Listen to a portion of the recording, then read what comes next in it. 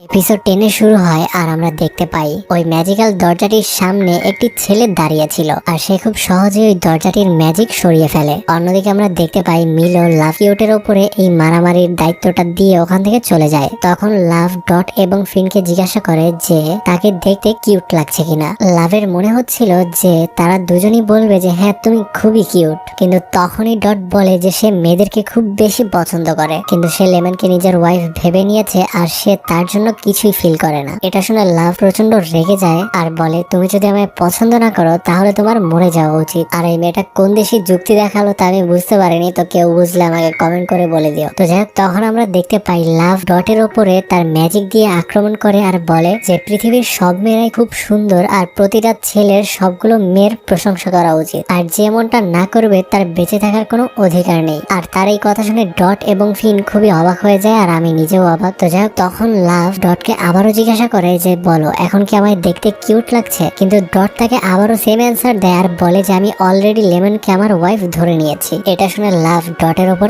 আবার আক্রমণ করে আর এরপরে আমরা দেখতে পাই ডট নিজেও লাভের ওপর পাল্টা আক্রমণ চালায়, যার কারণে চারদিকে ধোয়া হয়ে যায় আর কেউ কাউকে দেখতে পারছিল না। তখন ডট লাভের জাদুর লাঠিটি চুরি করার চেষ্টা করে, কিন্তু এতে সে ব্যর্থ হয়। এরপরে লাভ বলে যে তার ফ্রেন্ড মিলো তার ম্যাজিকের মাধ্যমে যে কাউকে পাথরে পরিণত করতে পারে, আর মিলো কি এখন ম্যাশকে পাথরে পরিণত করে দিবে। তো তারা যদি চায় তার ফ্রেন্ডকে বাঁচাতে তাহলে তাদের কাছে আর বেশি সময় নেই। তখন আমরা দেখতে পাই লাভ ডটকে একটি ম্যাজিকের মধ্যে আটকে ফেলে, আর তখনই আমরা ডটের পাস্টের একটি সিন দেখতে পাই যেখানে ডটের নতুন একটি ম্যাজিক্যাল ঝাড়ু আর একটি ছেলে ছিনিয়ে নেওয়ার চেষ্টা করছিল, কিন্তু তার বড় বোন এসে ওই ছেলেটিকে ওখান থেকে তাড়িয়ে দেয়। আর তার বড় বোন তাকে সবসময় বলতো যে কোনো অপরাধের প্রতিবাদ তাকে করতেই হবে, আর না হলে ভবিষ্যতে যখন তার ফ্রেন্ড হবে তখন সে তাদেরকে প্রোটেক্ট করতে পারবে না। তখনই ডটের মনে পড়ে যে সিলভা এবং ওই মেয়েটি মিলে যখন ডটের মজা নিচ্ছিল তখন ম্যাশ তার প্রতিবাদ করেছিল এবং তার জন্য লড়াই করেছিল।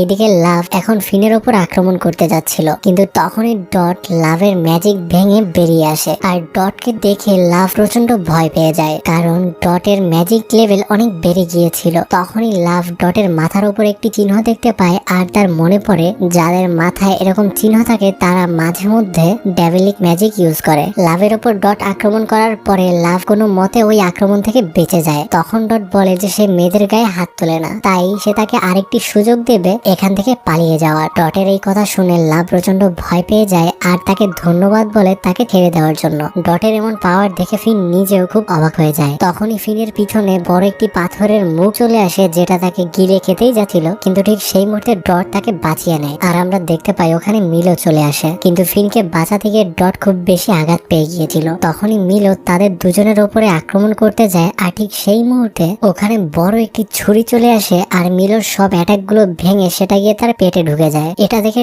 ডট খুব অবাক হয়ে যায় আর ভাবতে থাকে যে এটা কি করলো, আর মিলো কিছু বুঝতে পারছিল না। আর তখনই সে তার চোখের সামনে ডিভাইন ভিজনারি রিয়ানকে দেখতে পায়, আর এই এপিসোডটির শুরুতে আমরা এই ছেলেটিকেই দেখতে পেয়েছিলাম। আর এই সিরিজের শুরুতে ব্র্যাড এই ছেলেটির সম্পর্কে নিউজ পেপারে পড়ছিল, তো তাকে দেখে মিলো খুবই ভয় পেয়ে যায় আর ভাবতে থাকে যে সে এখানে কি করছে। কিন্তু এর সাথে মিলো এটাও চিন্তা করে যে রিয়ান হলো একটি স্টুডেন্ট আর ও ডিভাইন ভিজনারি হলেও ওর সাথে আমি ফাইট করতে পারবো, আর এই জন্য সে চালাকি করে রিয়ানের ওপর আক্রমণ করতে যায়, কিন্তু রিয়ান খুব সহজেই তার ম্যাজিকটিকে নষ্ট করে ফেলে। আর এরপরে রিয়ান মিলোর উপর আক্রমণ করে আর আমরা দেখতে পাই মিলো বুঝতে পারে যে রিয়ানের সাথে সে কখনোই পেরে উঠবে না। মিলোর অবস্থা দেখে লাভ নিজেও পার্টি চেঞ্জ করে নেয় আর বলে যে এখন থেকে সে নিজেও এল্ডার গিল্ডেরই একজন সদস্য। তো যাক, এরপরে আমরা দেখতে পাই রিয়ান মিলোকে একটি শিক্ষা দিয়েছিল আর তার এত শক্তি দেখে ডট নিজেও অবাক হয়ে তার দিকে তাকিয়েছিল। তখন রিয়ান ডটকে বলে যে তাদের এখানে থাকাটা উচিত না। তখনই আমরা জানতে পারি যে রিয়ান হলো ফিনের ভাই, আর এটা শুনে ডট খুবই অবাক হয়ে যায়। এরপরে আমরা দেখতে পাই রিয়ান তার ইনভেস্টিগেশন চালিয়ে যাচ্ছিল